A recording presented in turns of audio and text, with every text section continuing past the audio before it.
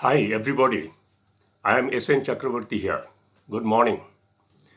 Hope your PLE exam has gone well and you are now getting ready for next step, that is mains exam. I am talking here today on PSIR mains optional, the section B of paper 2, that is India and its foreign relations.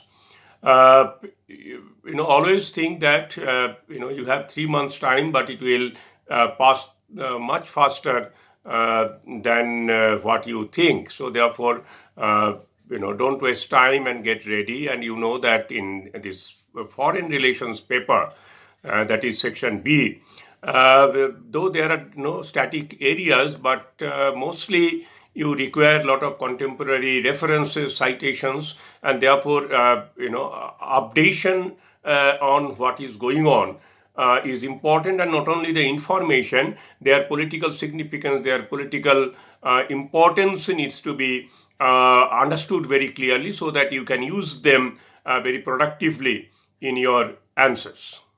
The last year, the major concern or major issue was pandemic, COVID, and its impact in foreign relations. But this year it is different because Afghanistan has been continuing under Taliban rule. Then in between there was Ukraine and Russia conflict, and then Sri Lankan economic crisis. All these have made a new situation. In that new situation, countries are getting new friends and also developing new foes, new enemies. Therefore, it becomes a different position, and it needs very careful negotiation to every issue that is coming on the way of a country's foreign policy. India has been so far doing very well. Now, earlier, India's foreign policy was judged basically on a binary analysis, success and failures. Okay. Now, based on that, experts would assess internationally where India's position can be located, where its status lies. But in today's context, it is not about success and failure, but world politics, international relation is extremely diffused, unpredictable, and uncertain. In such situation,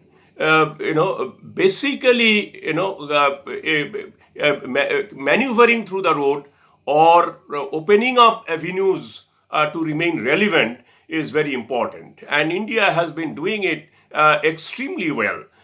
Recently, Jai Shankar, in an interview in a foreign country, said very nicely that in India's foreign policy, India is sitting on the ground and not sitting on the fence. So that means India is very, very clear about what it would do, what it would say, and what action it will really take. So therefore, the static areas like what are the determinants of India's foreign policy may continue to be the same, or India's relationship with some of the countries like Africa, Japan, Asian, Latin America. They may be continuing, without much difference. It's maybe same thing is continuing, but that is not the case. When Russia, China, USA, West Asia, Europe, they are referred to. So there are a lot of changes are taking place, and that has to be captured very well. In spite of various challenges, India has been maintaining its foreign policy very consistently and developing in a very right direction. And it is making India a very important stakeholder in international relations. India's foreign policy can be divided into four major parts. That is immediate neighborhood, extended neighborhood, then South-South cooperation, and world politics. And India has been working on all these four areas quite efficiently. Ukraine-Russia has become a major roadblock, or it has upset many of the foreign relation or foreign policy architecture so far countries have developed in last around a decade time. The whole thing got undergone a major changes in that West is pressurizing India to take their side, okay, and Russia wants India to be in their side, okay, and India will have to take a position, and India is very confirmed that it will take a balanced stand. So therefore India's position is that we don't want to lose our old traditional friends. At the same time, we don't want to do anything to create new enemies in world politics or new challengers in world politics. So with this approach, India has balanced well with the West, and you have seen that finally, Biden, then England, they have accepted, even European Union has accepted that India has every right to take its position, and Russia is also happy that India has not gone against Russia. Okay, so this is how India has maintained a very good position on Ukraine-Russia conflict. India has also done quite well on Afghanistan policy, because initially when Taliban came, India's lot of projects, huge investment was absolutely in an uncertain position. India had to vacate all its human resources stationed there. India was waiting for it. Then India started with, and India was definitely constantly campaigning against terrorism, but at the same time now Taliban is holding Afghanistan government, so therefore what position to take was really a very challenging issue.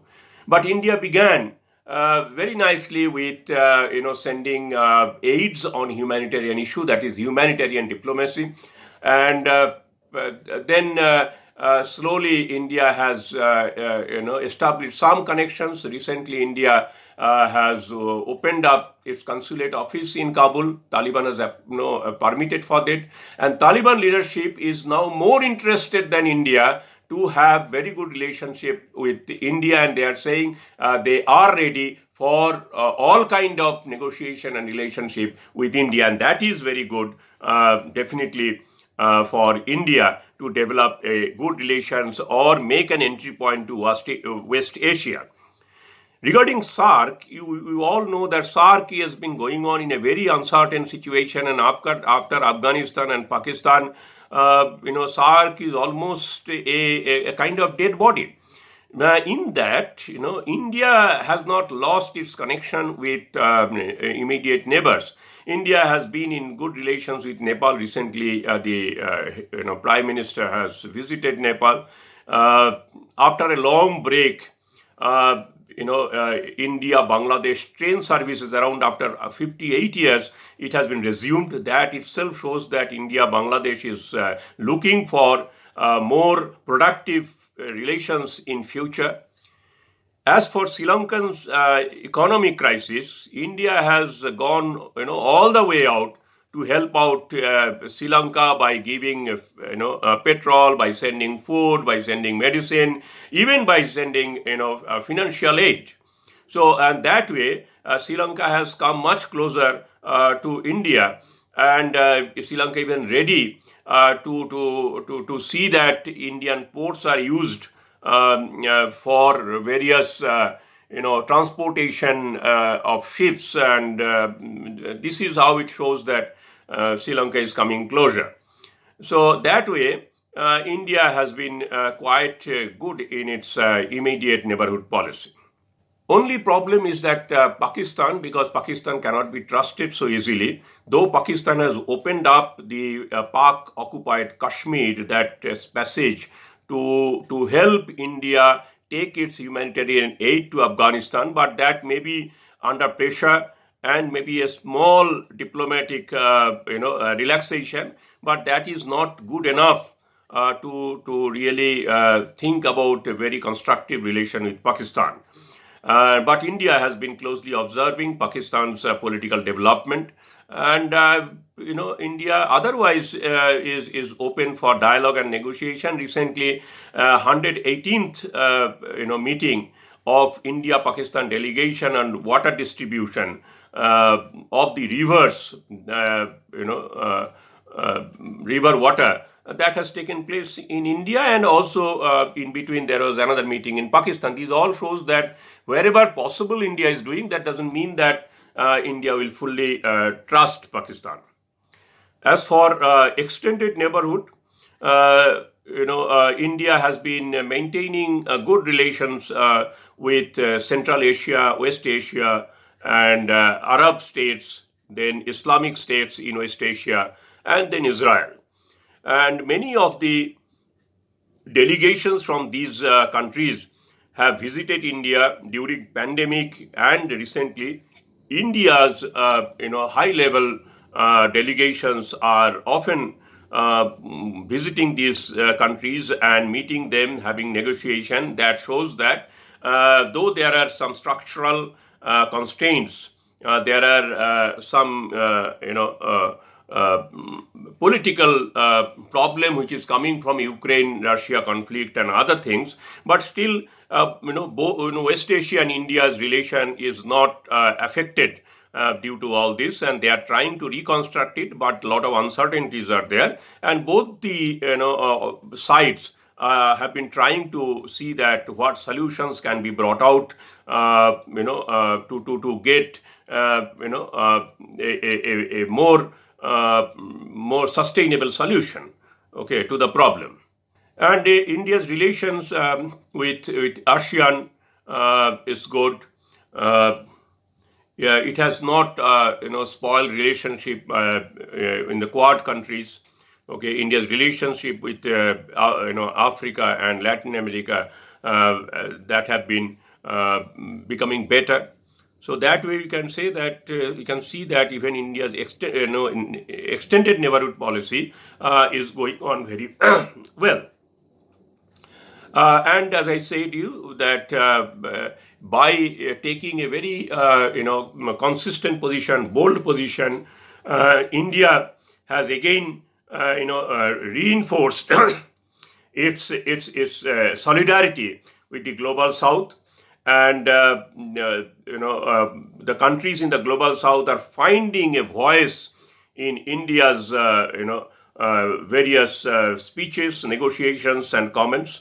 And then world politics is very uncertain and diffused and unpredictable. So therefore, nothing can be said at this moment. But whatever opportunities are coming, India has been trying to use best of those opportunities in whatever way it is possible. Now, let me just give you an idea about the questions that came in last year and what questions may come in this year. Last year, there is a question on Quad, and then on foundations of foreign policy, then there is a question on medical diplomacy and possibility, and there is a question on vaccine, patent, all this. So I believe that determinants of India's foreign policy is a chance, then continuity and change of India's foreign policy is possibility, then Quad-related various questions definitely can be framed. And still, I believe that patent issue is still relevant, because patent issue last year and the patent issue this year is different. Along with that, the food supply issue has also come on the way. And then the second chapter, the NAM, last year there was a question on NAM as a strategy, but I think that NAM straightway may not come. This year, what has become an important issue is that multi-aligned and non-aligned. So multi-aligned issue is a new issue. That means it is not that you are non-aligned, but you are aligned with many countries in different forums, different ways. And India has been a member of various regional forums. So this multi-aligned position is a new dimension, and India is focusing on it. That also can be an important area. But since NAM is in syllabus, they can link it with NAM some way or other. And next is Look East policy, and then last year's came Look East policy, then cross-border migration, and then again Sark, why South Asia is less integrated. So these are all things came in last 2 years. So therefore, I think this year a collective responsibility, bilateral relations in South Asia, particularly Sri Lanka, particularly Nepal, all these things can be important. Okay, may not be Sark related because Sark has not done anything, no meeting, nothing. So maybe some other way, collective responsibility, and India, how India has been working in South Asia can be an important discussion. Next is India, Africa, India and Latin America discussion. Last year it came, last 2 years I'm telling you, Africa came, Latin America came, new international economic order. Questions come from this area, and I believe that questions will come again from these areas, in one way or other, because, one question has come doesn't mean that issue is ended. Okay, or issue is exhausted. But issue still remains, therefore new questions can be framed on this area. So therefore, new economic order is very, very important after COVID, after Ukraine, Russia conflict, and then how we are seeing that, Maldives is in economic crisis, Nepal is possibly, Sri Lanka is already in crisis, and there are many other countries who are facing economic crisis. Whether it is an impact of globalization or not, these all are major discourse now among the scholars of international relations. And food security, definitely, that wheat and other problems are there. Even West is requesting Russia. Earlier they were pressurizing, or they are requesting, please allow the food grains from Ukraine to be exported. Please allow this. So these all shows that there is really a food crisis cropping up across the world. When Turkey rejected Indian wheat for some reasons, immediately another country came forward and said that yes, we are ready to take it. This is how it goes. Means Egypt came to take it. And then India's relationship with EU, Japan, Russia and USA. This is an area which has been changing. Japan is constant, but EU, Russia and USA is not definitely in the same track. India-China relationship came last time. India-Russia relationship came last time. But this year, India-China relationship is different. India-Russia relationship is different. India-USA relationship is also different. Okay, so therefore, this new thing, okay, this whatever new development, that has to be, understood very clearly. Then India's role in United Nations. You have seen that India has taken a consistent role in United Nations on Russia, on terrorism. India has also presided some of the meetings in last 1 year's time. Please have a look at them and see that not that what India has done, but what India has gained out of it. How India has contributed to the world's world's intervention into international affairs. So that way you look at them. And then India has a nuclear policy. Nuclear policy as such, nothing has happened. But whether the nuclear weapon will be used in Ukraine-Russia war is uncertain. Several times Russia hinted that if there is a need, the nuclear weapon will be used. And people are suspecting that some of the missiles which have been launched by both the countries against each other were nuclear weapons. So therefore, nuclear proliferation, nuclear weaponry, that issue is still alive. And then energy issue, the human security issue is definitely, these are all constant issue. Okay, energy security, human security, these are all constant issue, and that may come. And finally, India's relationship with some of the areas that I've already covered, that is Israel, West Asia, Afghanistan, and New World Order. And these are definitely important areas. Please look at them. Now, one thing what UPSC I see that sometimes they give very straightforward question, and when the question is easy, okay, then you'll have to be more careful, because easy questions and you are writing in the easy way, everybody will write it. Then examiner how will decide that who should get higher number. So therefore, you have to plan when the question is easy, and when the question is tough, then you have to be very careful to know that what is the expectation out of this question. If you don't understand it properly, then your answer will not be correct. And UPSC, what has been doing, they are twisting. Okay, they are twisting language, they are twisting focus, and also they are combining 2-3 issues in one questions. Okay, that means topics which are scattered over 2 or 3 topics are clubbed in one question. Okay, so that area also you must see, and accordingly you try to answer, and I hope then it will go well. And if there is any need, you may contact me. My phone number is already there.